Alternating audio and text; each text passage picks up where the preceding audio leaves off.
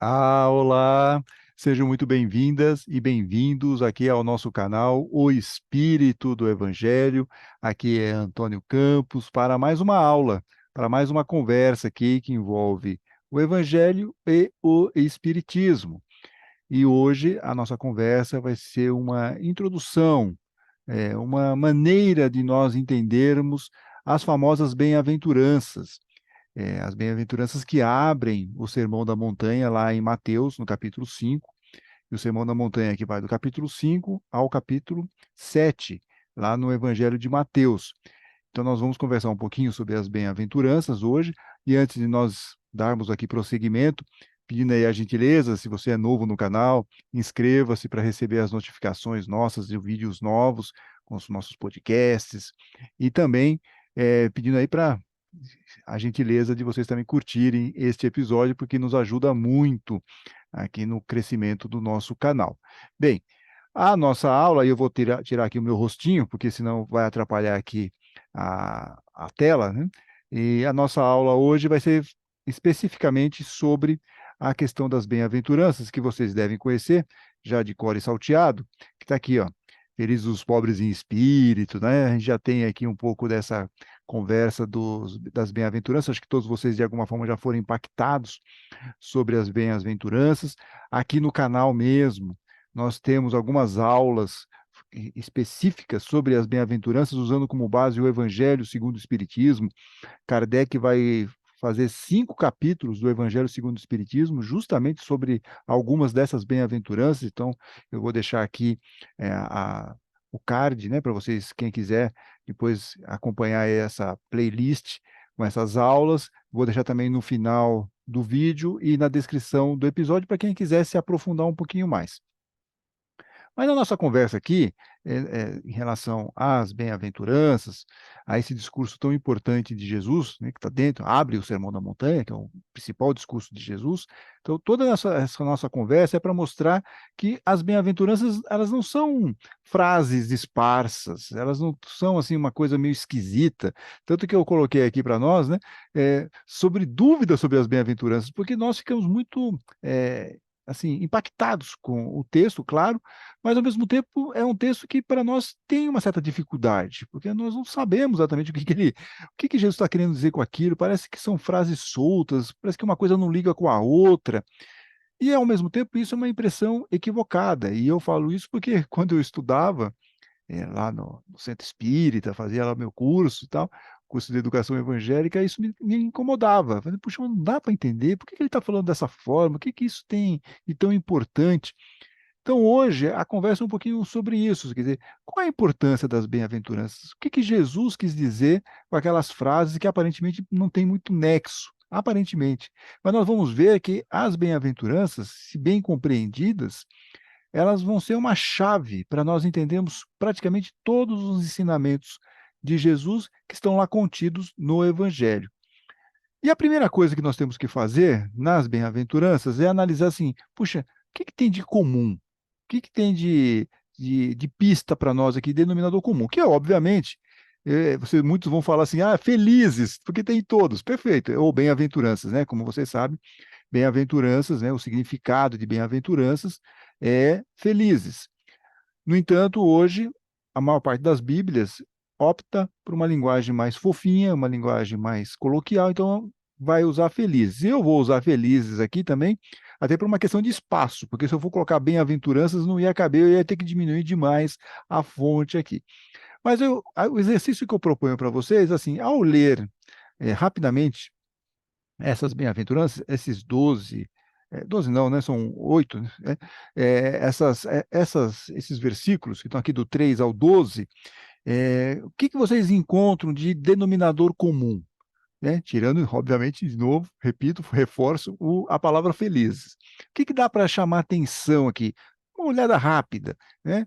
Então, se vocês estão meio que acompanhando aqui, estão olhando, estão tentando achar o que tem de interessante, o que tem de curiosidade, eu já vou mostrar para vocês aqui, ó, tudo em vermelhinho, tá vendo? Olha só, reino do céu, a terra, verão a Deus, filhos de Deus, reino do céu, recompensa no céu. Então, Jesus, ao nos apresenta as bem-aventuranças, ele está nos dando um caminho, um objetivo final da nossa caminhada. Ele quer que a gente atinja aqui o reino de Deus. E aí vem a grande questão. Este tal de reino de Deus, ou reino do céu, porque Mateus vai usar mais reino do céu, porque como ele escreve para um público majoritariamente na época de judeus que estavam se convertendo ao cristianismo, né, vamos chamar assim. Então ele, para não ofender os judeus, que eles não usam a palavra Deus, ele faz essa modificação e chama como reino do céu. Os outros evangelhos usam mais reino de Deus. Teve até um ser de luz que resolveu contar quantas vezes Jesus fala essa expressão, reino de Deus, reino do céu, reino, e suas variantes. E chegou ao número de 133 vezes. Então, essa ideia, esse conceito de reino de Deus, ele é muito importante. Ele é a chave principal para você entender tudo, das bem-aventuranças aos ensinamentos de Jesus. Então a gente precisa compreender o que é esse reino de Deus que Jesus vai falar tanto e vai nos provocar tanto para nós perseguirmos esse reino de Deus. E para isso nós temos que dar um passinho atrás, lá em Mateus, nós estamos no capítulo 5, certo? E nós vamos para o capítulo 4, que no capítulo 4 tem essa frase, no versículo 16: o povo que vivia nas trevas viu uma grande luz, e uma luz brilhou para os que viviam na região escura da morte. Essa luz brilhou, obviamente, é Jesus, tanto que na sequência, daí em diante, Jesus começou a pregar dizendo: convertam-se, porque o reino do céu está próximo. Então, Jesus é essa luz que veio iluminar aquelas pessoas que viviam numa região escura, estavam numa região de trevas. Então, ele veio nos dar um caminho, veio nos mostrar uma melhor direção, porque estávamos perdidos.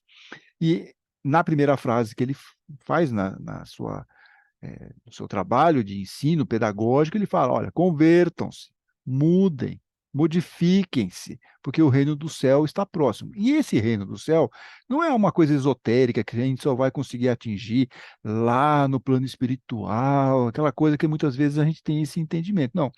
O reino do céu, Jesus vai propor que seja aqui, mas nós vamos ter que fazer um trabalhinho, nós vamos ter que melhorar certas questões aqui internas. Então, é essa proposta que Jesus está nos colocando. Atingir esse reino é começar pela nossa modificação. Quando cada um vai participar dessa modificação, vai buscar ser uma pessoa melhor, um espírito mais evoluído, a sociedade também vai melhorando. Então, nós vamos começar a mudar aqui o nosso planeta de alguma forma. Quer dizer, essa aqui é um pouco a ideia conceitual. Óbvio que isso leva tempo e não é feito num estalar de dedos. Tem aí todo um processo que a humanidade vai tendo essa consciência aos poucos, vai adquirindo essa consciência aos poucos. Então, Jesus está nos apresentando essa proposta: mudar, converter-se, modificar-se, melhorar-se como espírito. Que, obviamente, quando você melhora o seu comportamento aqui como espírito, quando você vai para o plano espiritual, isso tem um impacto, claro. Você vai para o plano espiritual como um espírito um pouco mais elevado. Então, está tudo mais ou menos conectado. Mas a ideia principal é o reino de Deus na Terra. Bem, e para nós entendermos aqui as bem-aventuranças, a partir desse conceito que Jesus está nos apresentando aqui, a essa ideia do reino de Deus, a primeira coisa que nós temos que ver é o primeiro versículo das bem-aventuranças, que é a chave de compreensão de tudo. Eu vou já explicar, e agora é muito importante, porque vai ficar claro. Agora eu acho que vocês vão entender que tudo tem uma ligação. Então vamos lá. Então, a chave é o seguinte: felizes os pobres em espírito, ou no espírito, porque deles é o reino do céu. Então, aqui já é a primeira frase, e essa frase já diz tudo que vem na sequência de alguma maneira. Quem são esses pobres em espírito ou no espírito? Quem é a pessoa que é pobre? A pessoa que é pobre, ela não tem, certo? Ela é uma despossuída. O que Jesus está nos colocando aqui em relação a pobres em espírito são aquelas pessoas que estão desprovidas de sentimentos negativos. Então, não tem orgulho, não tem egoísmo, não tem inveja, não tem ciúme, não tem ira, não tem agressividade. Essa é a pessoa que é pobre em espírito. Então, felizes esses que não têm isso, né? Que não têm esses sentimentos negativos, porque deles será o quê? O reino do céu. Então, deles vai ser aquele momento em que nós vamos conseguir, com esse entendimento, atingir a nossa perfeição moral. Então, felizes os pobres em espíritos, porque deles é o reino do céu. E eu disse, né, que a partir dessa frase você entende tudo que vem depois. Então, vamos lá. Quando você é desprovido desses sentimentos negativos, você consegue ser manso. Né? E é manso porque vão herdar a terra lá. Né? Vocês vão ser mais misericordiosos. Claro, você não tem nada que te impeça de você ajudar o próximo. Não tem orgulho, não tem inveja, não tem ciúme e tal. Você está lá tranquilo, você vai ajudar. Então você tem misericórdia. Você vai ser um puro, um limpo de coração. Né? Nós vamos ver daqui a pouquinho algumas frases de Jesus sobre essa questão da pureza interna. Né? Você vai ser mais pacificador, você vai ser aquela pessoa que vai promover a paz, porque você não está mais a sua questão de orgulho e querer ser a pessoa que tem certezas absolutas, está sempre certo, não. Você é um pobre em espírito, você está desprovido dessas questões. Então, você vai ser, com certeza, um pacificador. Então, vejam como o primeiro versículo, né, o felizes os pobres em espírito, já nos dá a chave para nós entendermos tudo. Quer dizer, a partir daí, tudo o resto fica mais fácil para nós podermos aqui nos enquadrar nesses ensinamentos de Jesus. Vamos ser mais mansos, vamos ser mais misericordiosos, vamos ser mais puros de coração, vamos ser mais pacificadores, vamos promover a paz. No entanto, Jesus já sabia, e aqui vocês estão percebendo que eu pulo aqui do 3 para o 5, e depois do 5 para o 7, para uma questão didática, tá bom? Vocês já vão entender. Então, Jesus sabe que essas questões que ele está colocando aqui, para nós buscarmos o reino de Deus, e fazermos essa modificação, e sermos aqui uns pobres em espírito, desprovidos desses sentimentos negativos, essas questões vão nos causar muita inquietação, porque nós vamos ter que conviver nesse mundo material, nesse mundo altamente competitivo, esse mundo em que cada um quer ter mais razão do que o outro, que as coisas não são muito fofinhas. Então a gente vai sofrer com isso. Você vai sofrer. Vai sofrer por estar havendo uma série de injustiças, vai sofrer porque a gente vai ser injustiçado muitas vezes, nós vamos sofrer com tudo isso. Vamos sofrer com as coisas que nós estamos vendo e que nós não podemos modificar.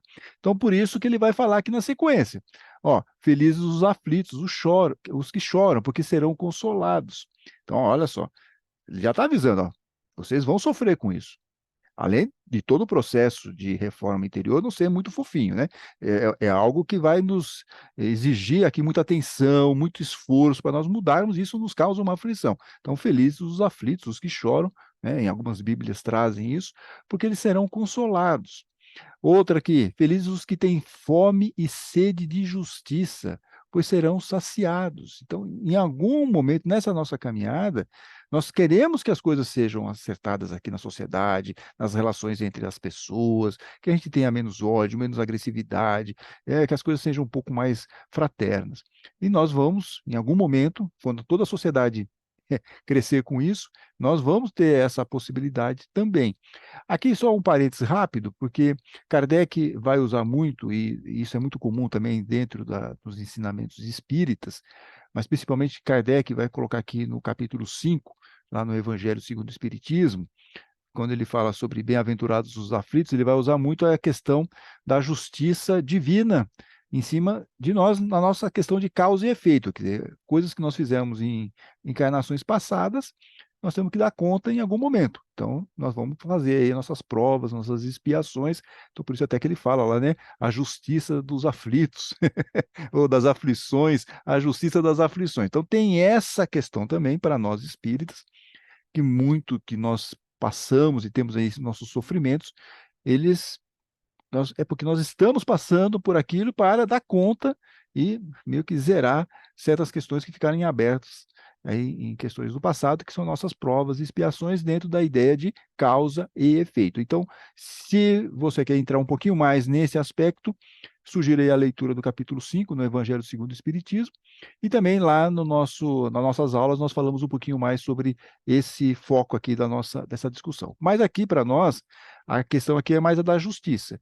É você fazendo a sua reforma interior, você tentando ser uma pessoa melhor, mas você cercado ainda de muitas questões negativas, tá bom? Bem, Jesus continua, dentro ainda dessa ideia da justiça, dos aflitos, e você ainda está numa situação muito desconfortável dentro dessa sociedade que exige, às vezes até dentro da nossa própria família, né? Claro. Então, felizes os que são perseguidos por causa da justiça, porque deles é o reino do céu. Felizes vocês se forem insultados e perseguidos, e se disserem todo tipo de calúnia contra vocês por causa de mim. E, finalmente, ó, termina, né? As bem-aventuranças, fiquem alegres e contentes, porque será grande para vocês a recompensa no céu. Então, se você conseguir sobreviver a tudo isso, assim, de uma forma tranquila, entender o que é essa situação, que parece uma questão muito negativa, se você não se desequilibrar com essas situações todas e perseverar aqui como um pobre em espírito, manso, misericordioso, puro de coração, pacificador, então aí sim você consegue a sua elevação espiritual, consegue ser um espírito melhor, uma pessoa melhor, mas tem que passar por essas dificuldades todas aqui. Aí você pode estar perguntando, beleza, Antônio, compreendi tudo isso, então, mas será que eu já sou um puro de coração? Será que eu já sou um pobre em espírito, assim, raiz? Já estou, depois de ouvir tanto aqui o podcast do Espírito do Evangelho, assistir muitas aulas lá no Centro Espírita, ler muito o Evangelho, fazer o Evangelho no lar. Será que eu já sou um puro de coração? Será que eu já estou, assim, 100% como um pobre em espírito e tal? Então, nós temos que entender o seguinte aqui, que tem três grandes máximas no Espiritismo. A primeira delas é: fora da caridade não há salvação. A segunda não é uma frase, é uma palavra, mas ela é muito utilizada, e acho que isso fica bem claro para todos os espíritas, que é a palavra depende. Então, tudo depende. Nada a gente pode falar assim, ó, aconteceu isso com um espírito tal, com uma pessoa tal, será que pode ter acontecido isso no passado, blá, blá, blá. Não, depende, a gente não sabe. Cada caso é o caso, cada espírito tem muitas situações particulares, então não dá para a gente afirmar categoricamente que tudo que acontece tem a razão A, B, C, D. Então, por isso que é o depende. E a terceira questão, que é o que nos interessa aqui, é que a evolução não dá saltos. A evolução não dá salto. Então, respondendo aqui essa dúvida, né, já que sou um puro de coração, nós estamos mais ou menos assim, né? Nosso download de ser uma pessoa melhor, um espírito mais evoluído, está lá, tá andando. Nós estamos tentando aprender. Obviamente que aqui, né, não estou dizendo que eu já tenho 33% de pureza no meu coração. Não, essa aqui é apenas uma imagem para mostrar que nós estamos numa caminhada, tentando ser pessoas melhores, espíritos mais evoluídos. Então, não dá para nós afirmarmos que, eu já sou um pobre em espírito, já posso afirmar que eu sou um misericordioso. Não. Nós estamos tentando ser um pobre em espírito, uma pessoa mais humilde, uma pessoa desprovida de sentimentos negativos, e é justamente porque nós ainda estamos nesse processo, uns mais avançados, outros um pouquinho menos, que nós temos aquelas. A gente vacila um pouco, né? Então a gente não é tão misericordioso quanto nós poderíamos, nós não somos tão pacificadores como nós poderíamos, certo? Nós não temos tanta pureza no nosso coração como nós deveríamos, e muitas vezes nós nos incomodamos, não estamos querendo muito chorar, não estamos querendo ficar manso, nós estamos querendo reagir. Então por isso que nós vacilamos tanto, vacilamos no sentido de oscilação, vai? A gente oscila tanto, a gente sabe que a gente tem que seguir um determinado caminho, mas aí dá uma escorregada.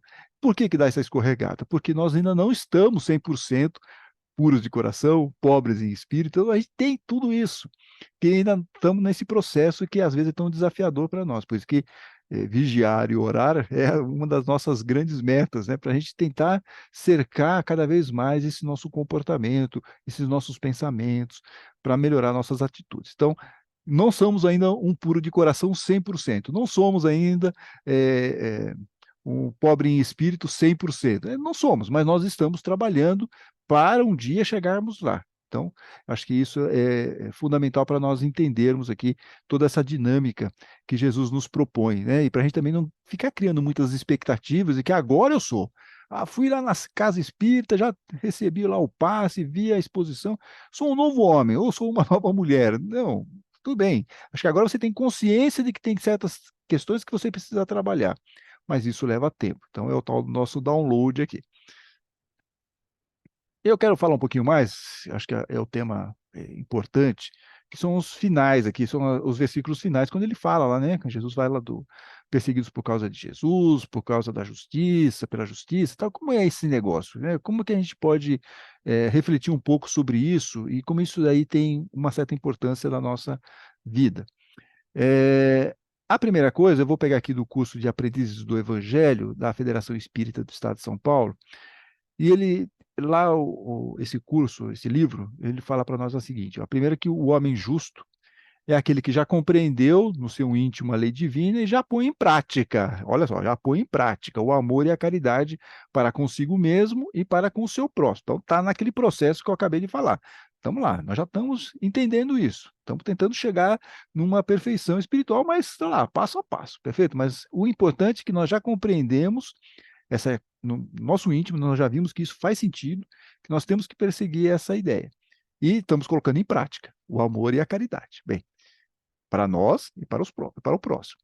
E aí diz lá ainda o livro que parece impossível acreditar que alguém sofra, isso aqui é importante, alguém sofra perseguição por ser bom e praticar o bem, porque essa aqui é uma questão interessante.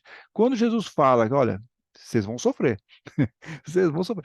Vocês estão fazendo tudo certinho, mas vocês vão sofrer. E aí a gente fica com aquele sentimento, mas não é possível, mas eu estou querendo ser bom.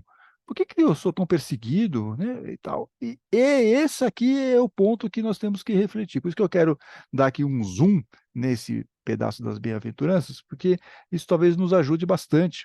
E acho que é a questão mais desafiadora, porque quando a gente se sente perseguido, injustiçado, nós escorregamos. E aí aquele nosso download lá das, das bem-aventuranças, né, pobres em espírito, puros de coração, a gente acaba aí atrasando um pouco esse download, por causa disso aqui. E ele está dizendo, olha, a história da humanidade está repleta de relatos que comprova isso, que comprova que quem é bom e pratica o bem, na maioria das vezes, ele é perseguido. O... Por que ele é perseguido? O homem bom incomoda aqueles que não praticam o bem.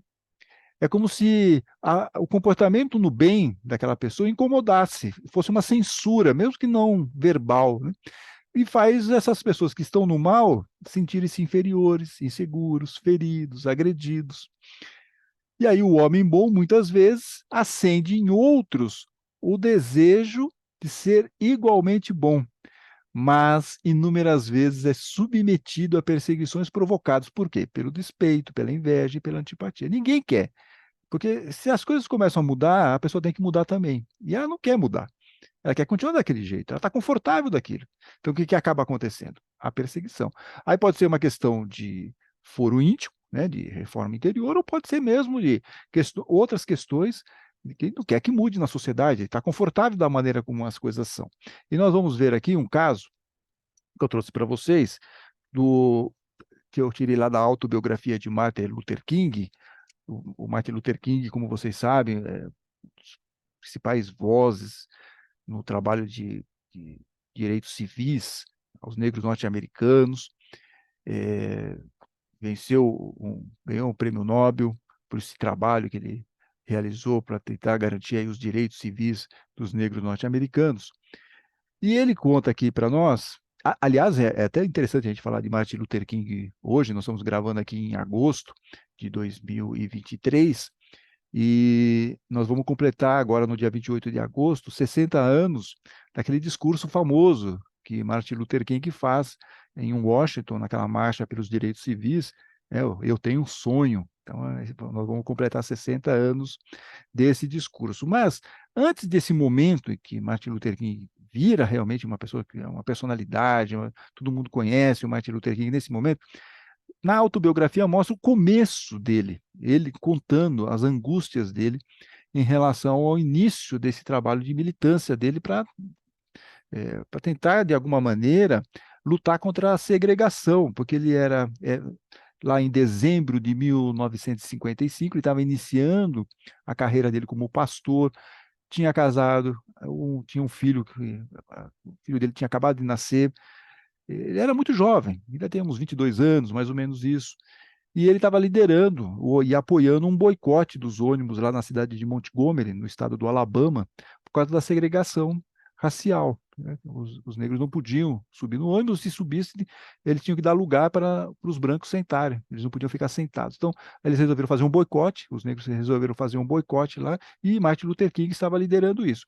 Obviamente, quando você faz esse tipo de ação, você se movimenta para essa busca da justiça, você acaba sendo perseguido. E foi o que aconteceu. Ele recebia muitas ameaças de morte e tudo mais. E ele falou, tudo bem. Ele fala no livro, olha, eu recebia ligações e tal, mas isso não me incomodava. Até um dia que toca o telefone na casa dele às 3 da manhã. Às 3 da manhã. E aí ele ficou abalado. Ele não sabe exatamente por quê, né? E ele começa, então, na cozinha da casa dele, ele começa a fazer uma prece às 3 da manhã. Então ele fala o seguinte: Senhor, estou aqui tentando fazer o que é certo. Acho que estou certo. Estou aqui defendendo aquilo que acredito que seja certo. Mas devo confessar, Senhor, que agora me sinto fraco, vacilante. Estou perdendo a coragem.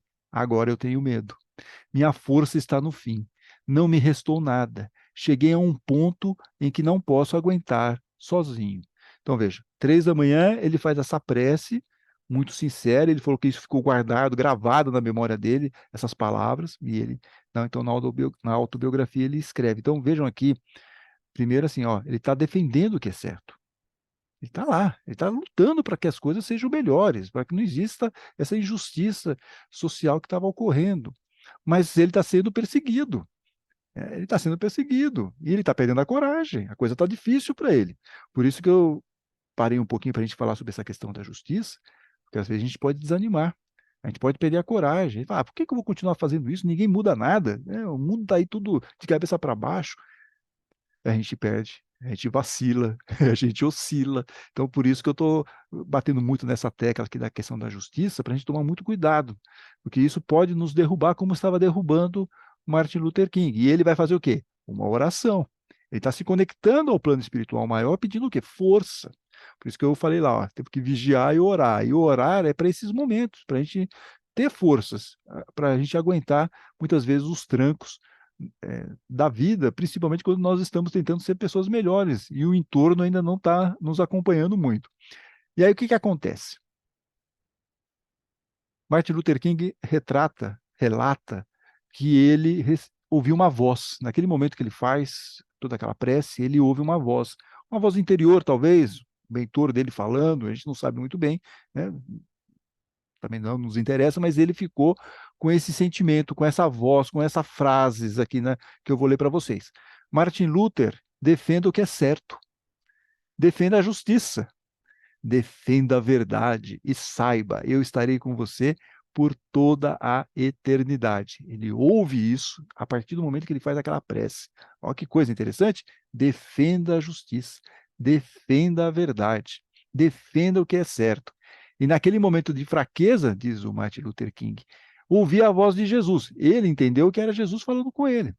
Podia ser um benfeitor espiritual, o que é provável, mas está tudo bem, né? Ele se sentiu confortado, ele ouviu uma voz falando, siga, dizendo, olha, dizendo para eu me acalmar e continuar na luta. Ele me prometeu jamais me abandonar.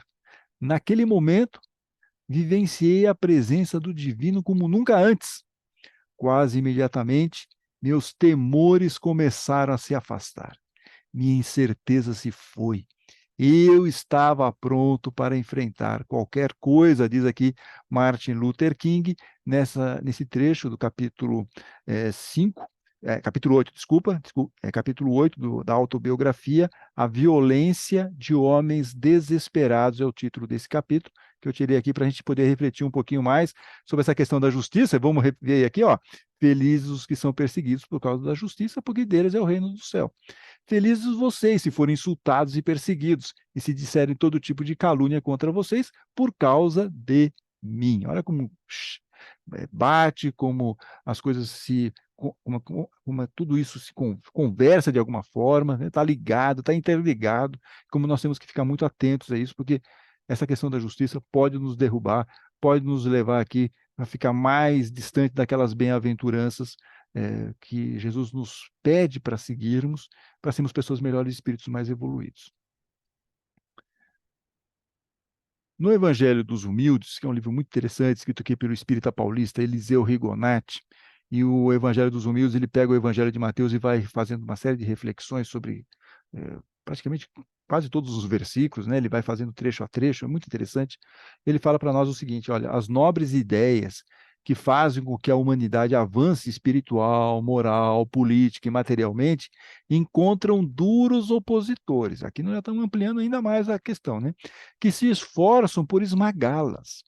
E no mundo formam-se castas, que se aproveitam de suas prerrogativas, tiram o máximo proveito de seus poderes e não admitem a mais leve mudança no regime que as mantém e favorece. Então, aqui, ó, mais um problema. Então, vamos aumentando cada vez mais as dificuldades aqui do nosso dia a dia. Que mais fala aqui o Eliseu Rigonati?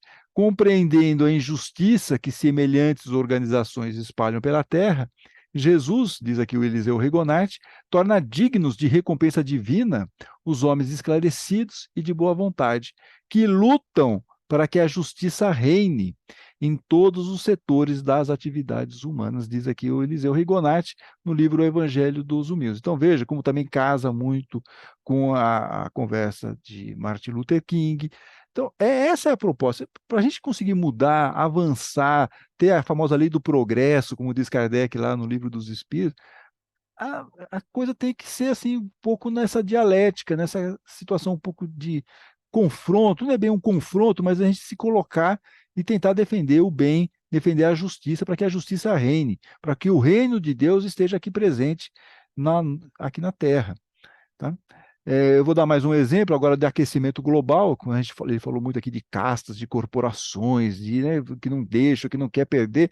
Aquecimento global é um fato que demonstra claramente que eles estão conversando aí os governos, mas obviamente governos impedidos muitas vezes por essas organizações econômicas, que não querem que as coisas mudem porque aumenta custo, o lucro não vai ser tão alto. Então, tudo isso é um impedimento, atrapalha, né, a justiça de você ter um planeta um pouco mais organizado, preservação de florestas, que as coisas sejam menos poluentes, que os rios sejam preservados, tudo isso é a justiça. Só que é uma justiça que sofre muitas restrições, como disse aqui o Rigonati, por causa dos interesses que existem e das pessoas que não querem abrir mão dos seus privilégios. E eu trouxe aqui o exemplo da ativista sueca, a Greta Thunberg, e ela fala: olha, pode me criticar se quiser, ela é perseguida, todo mundo tenta tirar sarro dela, desqualificá-la e tal, mas ela está lá, sabe? É uma moça que tem a voz, ela sabe que ela precisa se colocar, e ela foi uma voz importante, está sendo uma voz importante na luta aqui para a gente evitar esse aquecimento global. E ela fala: ó, vejo isso como um sinal positivo, essa perseguição, e as pessoas tentando criticá-la, difamá-la e tal. Por que que ela vê como um sinal positivo? Porque está tendo um impacto. Porque se ela não estivesse incomodando aquelas pessoas que querem manter as coisas como elas estão, ninguém se incomodaria com ela. Mas como ela está lutando pelo bem, pela justiça, pelo fim do aquecimento global, para a gente conseguir ter um planeta mais organizado no ponto de vista de meio ambiente, né? Ela fala: é isso, olha lá. Por isso que eles sentem necessidade de nos menosprezar, porque eu estou lutando pela causa certa. E eles estão tentando me desqualificar porque eles não têm o que falar. Esse é o ponto, tá certo? Então, esse aqui é um dos exemplos que a gente pode ver no nosso dia a dia para lutar pelo bem, para lutar pela justiça, mas sabendo já de antemão que não é uma tarefa fácil. Isso no macro, mas também nas nossas relações pequenas, nossas relações do dia a dia, relações de família, com amigos, com pessoas do ambiente de trabalho, enfim. Sempre tem aí uns curtos-circuitos quando você quer ou se propõe a ver uma questão que você imagina, entende que tem que ser alterada, e isso entra em conflito com outras pessoas, até mesmo pelo fato de você tentar ser uma pessoa melhor, isso também pode incomodar outras pessoas que vão achar: ah lá, o bonzão, olha lá, o cara que se acha o máximo e tal. E quando não é nada disso, quer dizer, você está tentando fazer apenas o seu melhor. Eu quero voltar de novo nas bem-aventuranças, que eu disse lá no começo, que as bem-aventuranças elas são praticamente um roteiro para nós entendermos os ensinos de Jesus que estão lá contidos no Evangelho. Né? Acho que já dá dando para a gente entender que tem lá que as bem-aventuranças elas são praticamente um índice temático do que Jesus vai tratar posteriormente, quase na maioria das vezes, tudo vai ter alguma ligação com as bem-aventuranças, porque o tema das bem-aventuranças ele vai ser meio universal nesse trabalho de Jesus. E eu coloquei aqui a pedagogia de Jesus, porque é um pouco naquele estilo, não que ele fez dessa forma, ou pensasse dessa maneira, mas é tipo assim, olha, água mole em pedra dura, tanto bate até que fura. Então eu vou repetir, repetir, repetir com outras situações, passagens, parábolas, conversas, diálogos, enfim, não importa. O que importa aqui para nós é que Jesus vai sempre mencionar novamente aquelas questões que ele colocou lá nas bem-aventuranças. Então, por isso que se a gente entende aquele esqueleto, né, aquela lógica das bem-aventuranças, entender o evangelho na sequência, os 4 evangelhos, aí fica muito mais fácil. Fica menos desafiador, fica parecendo algo que você fala, já estou entendendo isso daqui. Jesus está falando isso por causa daquilo. Né? Quer ver? Eu vou dar aqui um exemplo para vocês. Ó, vamos lá, pobres em espírito. Tá? Vamos pegar algumas passagens aqui. Lá em Mateus capítulo 18, versículos de 3 a 4. E Jesus disse: Eu lhes garanto, se vocês não se converterem, aí, de novo, converterem, e não se tornarem como crianças, vocês nunca entrarão no reino do céu. Quem se abaixa e se torna como essa criança, esse é o maior no reino do céu. Então ele está pegando aqui a ideia do pobre em espírito, mas transformando o quê? Numa criança também, simbolicamente, metaforicamente, a criança também como aquele ser que é um pobre em espírito, que não teria, na nossa imaginação, nessa ideia simbólica, a criança também não tem, está desprovida de sentimentos negativos, tá certo? Metaforicamente. Então, por isso que ele está colocando de novo aqui, ó, voltando para a história do pobres em espírito. E de novo, olha lá, vocês têm que se converter, senão vocês não entram no reino dos céus. Essa é uma das ideias. Outra aqui, também em Mateus. Quem de vocês quiser ser grande, seja aquele que serve a vocês. E quem de vocês quiser ser o primeiro, seja o servo de vocês. Só uma pessoa desprovida, que não tem sentimentos negativos, vai poder ser uma pessoa que vai servir. Porque normalmente o que você quer? Ser servido. É, E aí eu coloquei aqui o exemplo de lava-pés, que está lá em João, no Evangelho de João, que é um dos casos mais sensacionais dos 4 evangelhos, que é Jesus, ele pega e vai lavar os pés dos discípulos, totalmente desprovido, certo? Uma pessoa que faz isso, ele que é o mestre, o Senhor, e ele fala, realmente, eu sou o mestre e o Senhor. E ele vai lá e lava os pés dos discípulos. Isso é um pobre em espírito 100%. Olha só quanto falta para nós ainda, né? Se a gente for pegar aquela imagem do download, olha só quanto falta. Isso dá para nós um parâmetro, né? Quanto falta ainda para nós chegarmos a esse nível. Mas nós vamos chegar, mas tem que ter uma certa tranquilidade, porque é o passo de cada vez. A gente vai mudando, mas sem imaginar que a gente vai fazer isso da noite para o dia. O importante é que a gente tenha o parâmetro, a gente sabe o caminho que nós temos que seguir e o ponto que nós temos que ir. E Jesus nos mostrou isso. A doutrina espírita nos mostra isso também. Então, nós sabemos qual é a nossa direção, qual é o nosso norte. E o importante é nós estarmos nessa direção. Então, aqui, ó, já 2 exemplos, 3 exemplos, né, se a gente colocar o lava-pés, de pobres em espírito que vão aparecer aí nos ensinamentos de Jesus. Mas vamos ver mais aqui. Mansos e pacíficos. Tá, agora está no Sermão da Montanha. Então, ele acabou de falar lá nas bem-aventuranças, questões de ser manso e pacífico, e no sermão ele vai voltar a falar sobre alguns desses pontos. Então, aqui, ó, vocês ouviram o que foi dito aos antigos: não mate. Quem matar será condenado pelo tribunal. Eu, porém, lhes digo: todo aquele que fica com raiva do seu irmão se torna réu perante o tribunal. Aqui, você tem que ser manso e passivo. Não é que são só, não mate, mas nem fique com raiva, nem pense coisas negativas do seu irmão, né? Porque você não está sendo um pobre em espírito, você não está sendo manso e pacífico. Então, olha só como as coisas têm uma ligação com as bem-aventuranças, como é importante você tentar se desprover desses sentimentos negativos para você conseguir atingir essas metas aqui que Jesus nos coloca. Ó, misericordiosos, também que está lá nas nossas bem-aventuranças. Mais um exemplo. Podia ter outros tantos exemplos aqui, eu estou pegando só alguns para vocês aqui entenderem o conceito. Né? Também está no Sermão da Montanha, só que está lá no capítulo 6, em Mateus. Ó, de fato, se vocês perdoarem aos homens os males que eles fizeram, o Pai de vocês que está no céu também perdoará a vocês. Na oração do Pai Nosso está dizendo isso. Né? Você pede o perdão, mas também você fala, eu também vou perdoar. Tá? Então, você tem que ser misericordioso. E você receberá misericórdia. Mas para isso, você vai precisar ser um pobre em espírito. Você tem que estar desprovido de sentimentos negativos. Que mais aqui? Deixa eu ver aqui, que eu coloquei mais. Ah, justiça das aflições. Isso aqui é bom. Justiça das aflições, nós temos o caso em João, mas também tem a questão, tem alguma das curas, principalmente a do paralítico, que ele fala seus pecados estão perdoados e tal, mostra um pouco aquela ideia espírita nossa, que a gente está trazendo essa questão de vidas anteriores e temos que dar conta aqui nessa encarnação. E aqui eu estou pegando a questão do cego de nascença, porque é um caso muito interessante, está lá em João, que os discípulos perguntam para Jesus, mestre, quem foi que pecou para que ele nascesse cego? Foi ele ou seus pais? Se ele já nasceu cego, né, então como que ele poderia ter feito alguma coisa se não fosse em vidas anteriores? E aí Jesus respondeu, ó, não foi nenhum deles, e ele está aqui porque para se manifestar as obras de Deus. Então ele está lá, ele foi colocado naquele momento para que Jesus o curasse e é, ficasse aqui retratado, mostrando que ele fez mais um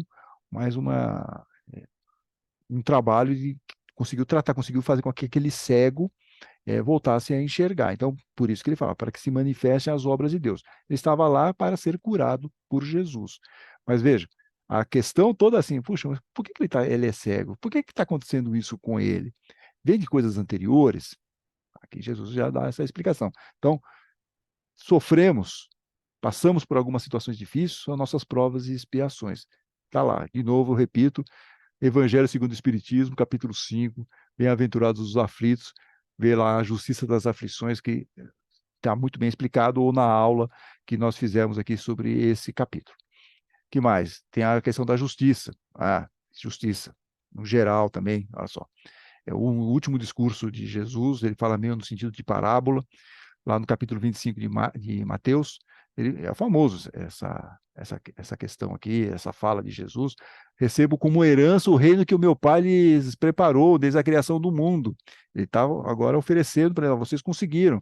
Por que que eles conseguiram a parábola que ele conta, né, que Jesus conta, ele divide, metade vai para um lado, outra metade vai para o outro. E numa das metades ele começa a falar: olha, vocês ganharam o reino que meu pai lhes preparou desde a criação do mundo. Vocês atingiram a evolução moral. Como é que você conseguiu isso? Como é que vocês conseguiram isso?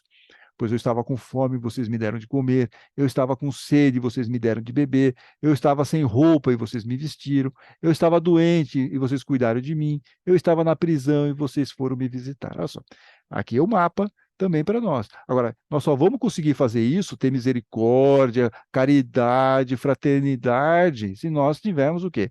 O nosso entendimento que nós vamos buscar a justiça, buscar essa justiça do reino aqui na Terra, mas principalmente porque nós estamos esvaziados dos nossos sentimentos mais negativos. Nós somos pobres em espírito, mas nós estamos aqui buscando essa justiça e vamos ser misericordiosos com isso, vamos ser mansos, vamos ser pacíficos, vamos ser puros de coração, vamos querer o bem do nosso próximo, vamos amar o próximo como a nós mesmos. Está aqui. O caminho é esse.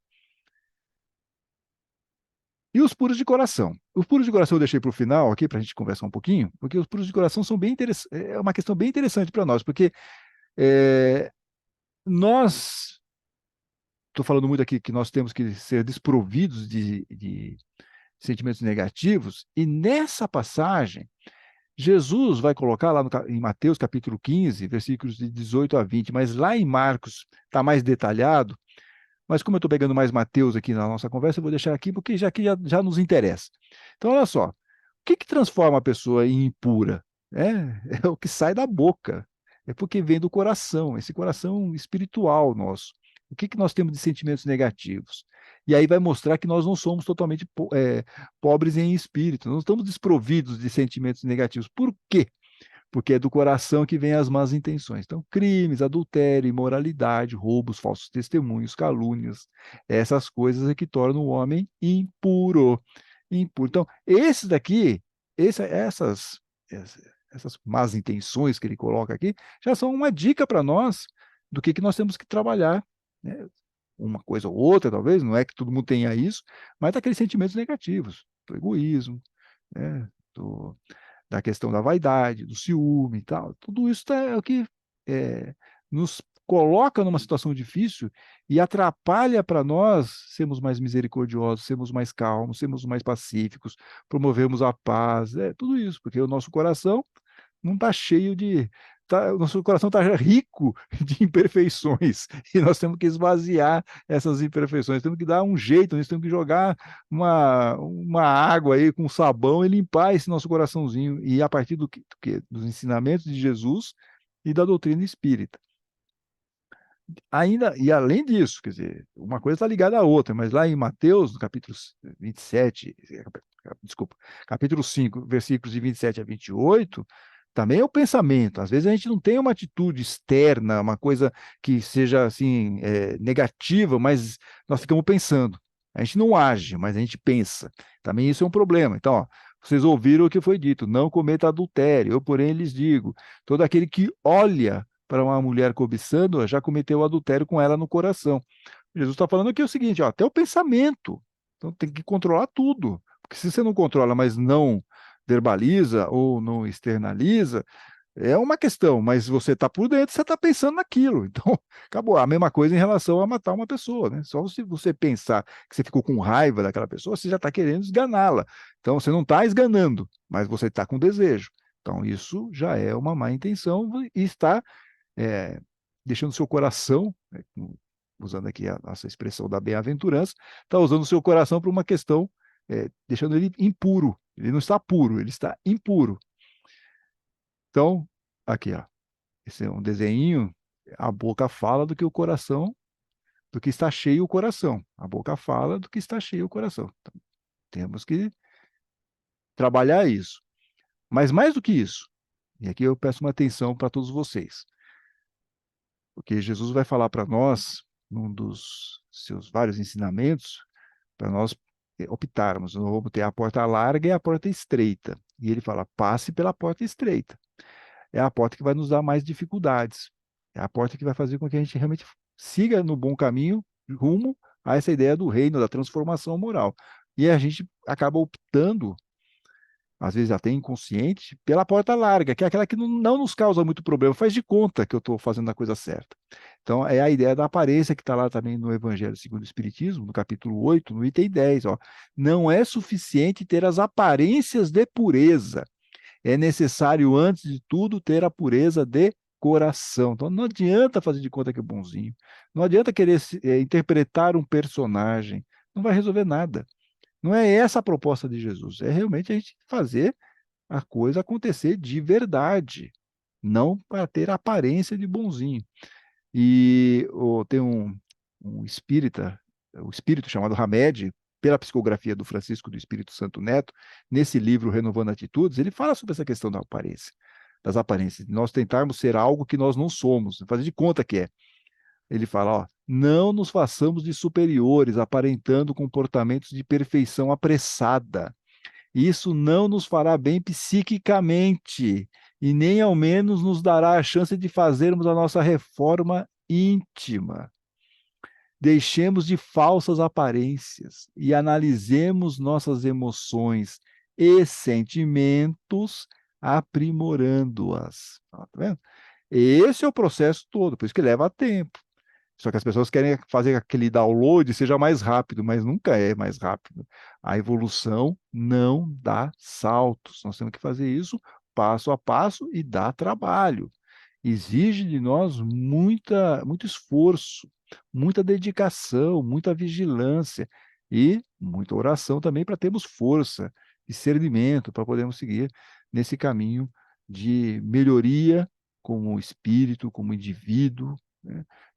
Seguindo aqui a ideia do reino de Deus, que é o nosso tema principal da nossa aula de hoje, é como abre Jesus o seu Sermão da Montanha, que é o sermão mais importante, porque ele quer nos mostrar, olha, tem que seguir por esse caminho. No entanto, e ele também vai falar para nós, olha só, nem todo aquele que me diz Senhor, Senhor entrará no reino dos céus, mas sim aquele que pratica a vontade de meu Pai que estás nos céus. Está lá no Sermão da Montanha também, capítulo 7, versículo 21.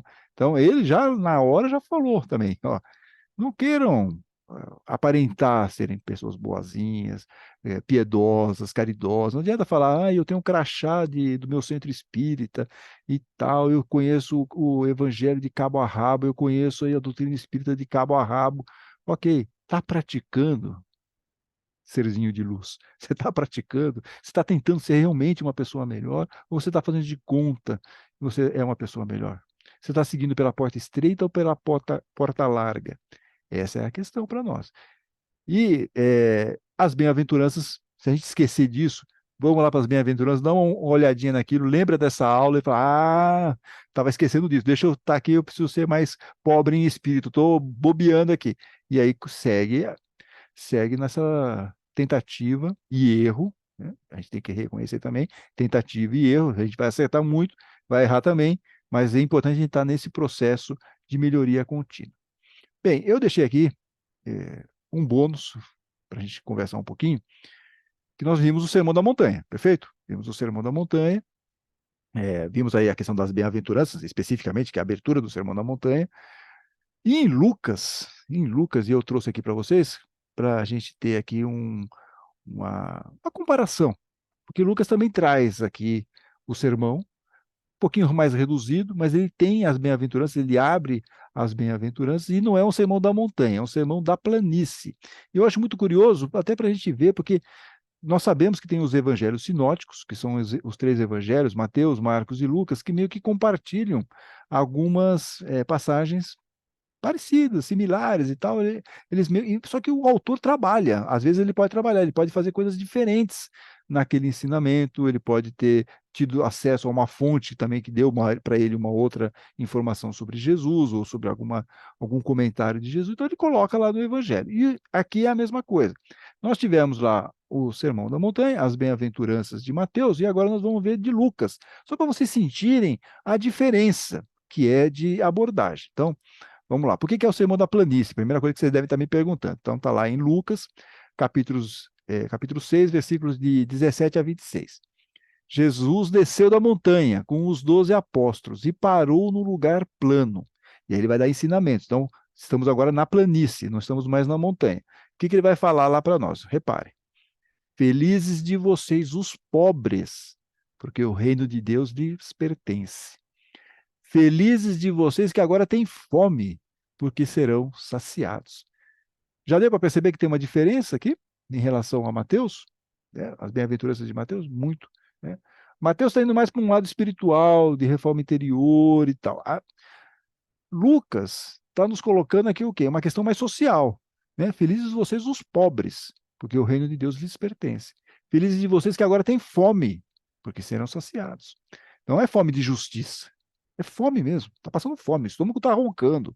Então aqui tem uma abordagem bem diferente que Lucas nos coloca, e ele fala para nós aqui, felizes de vocês que agora choram, porque hão de rir, e aqui está o próximo versículo, um pouco parecido com Mateus, né? Felizes de vocês se os homens os odeiam, se os expulsam, os insultam, amaldiçoam o nome de vocês por causa do Filho do Homem, por causa de Jesus. Alegre-se nesse dia, pulem de alegria, pois será grande a recompensa de vocês no céu, porque era assim que os antepassados deles tratavam os profetas. Isso. Então ele vai falar, ó, vocês vão ser perseguidos, vocês vão ter todo tipo de problema, porque vocês estão querendo denunciar uma situação. Como os profetas anteriores, lá na época de Jesus, por exemplo, Elias foi muito perseguido, né? Vários profetas foram, porque falava alguma coisa que incomodava. Né? Então ele fala, festejem porque vocês vão ser perseguidos, mas vocês estão certos. Ah, Todd, mas não é bem assim. Talvez ele esteja falando assim, do pobre, da pessoa que tem fome, num contexto de que, puxa, todo mundo tem que se ajudar, a sociedade tem que ajudar, né? Perfeito. Pode ter essa conotação, né, de todo mundo exercer a misericórdia e a caridade, tá certo. Mas na sequência tem uma parte exclusiva, logo depois que acaba esse felizes de vocês, se os homens os odeiam, tal, né? Lucas vai realmente deixar muito claro o que ele está querendo dizer. Ele vai falar o seguinte: mas ai de vocês, os ricos, porque já têm a sua consolação. Ai de vocês que agora têm fartura, porque vão passar fome. Ai de vocês que agora riem, porque vão ficar aflitos e irão chorar. Ai de vocês se todos os elogiam, porque era assim que os antepassados deles tratavam os falsos profetas. Então a gente vê aqui, e essa ideia do ai de vocês, Jesus vai usar também lá em Mateus, vai ter um discurso muito bom quando ele fala dos fariseus, escribas, ai de vocês, escribas e fariseus, raça de víboras e tal. Ele vai usar esse ai como uma forma de reprimenda, de chamar a atenção.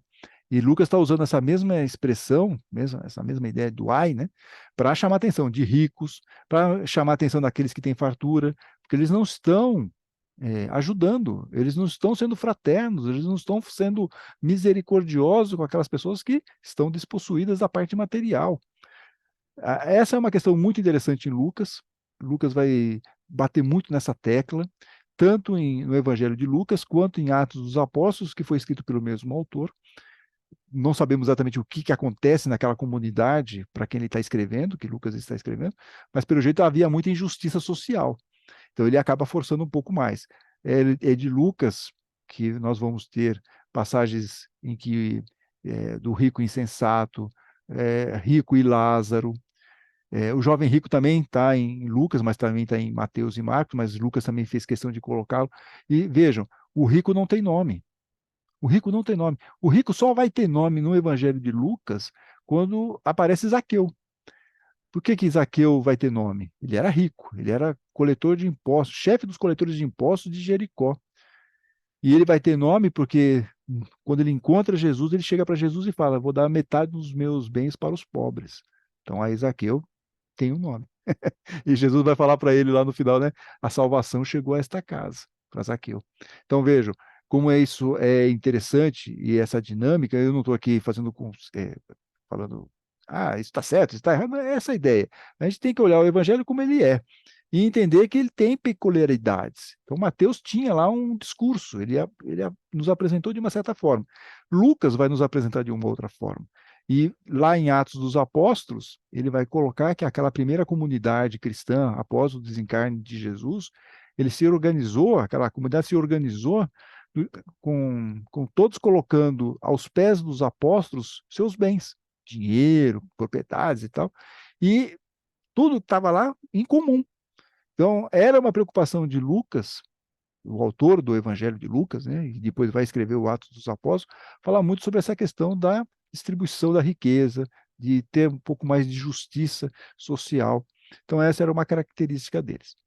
Bem, estamos aqui então chegando, deixa eu só colocar aqui Jesus em cima, voltamos a Jesus em cima do monte, dando aqui essa uma imagem clássica de Jesus fazendo o sermão da montanha, e eu vou deixar aqui para vocês também, logo na sequência, aqui voltou meu rostinho para a gente terminar aqui a nossa aula, eu vou deixar para vocês os links para vocês verem um pouquinho mais aí sobre a questão das bem-aventuranças na sala, nas aulas virtuais que nós fizemos aí há um tempinho. E se vocês tiverem alguma dúvida, quiserem fazer algum comentário, por favor, deixem aí no nosso comentário no YouTube, que eu terei o maior prazer em responder cada um de vocês, na medida do possível, claro, e se eu tiver todas as informações. Se eu não tiver, pode demorar um pouquinho, mas eu vou atrás para descobrir aqui e dar a melhor informação possível. O importante é para nós todos aqui utilizarmos a partir de agora essas bem-aventuranças como nosso guia, como a nossa linha mestra, como se fosse o nosso índice temático, para nós entendermos e compreendermos mais o Evangelho e os ensinamentos de Jesus. Fiquem bem, fiquem com Deus.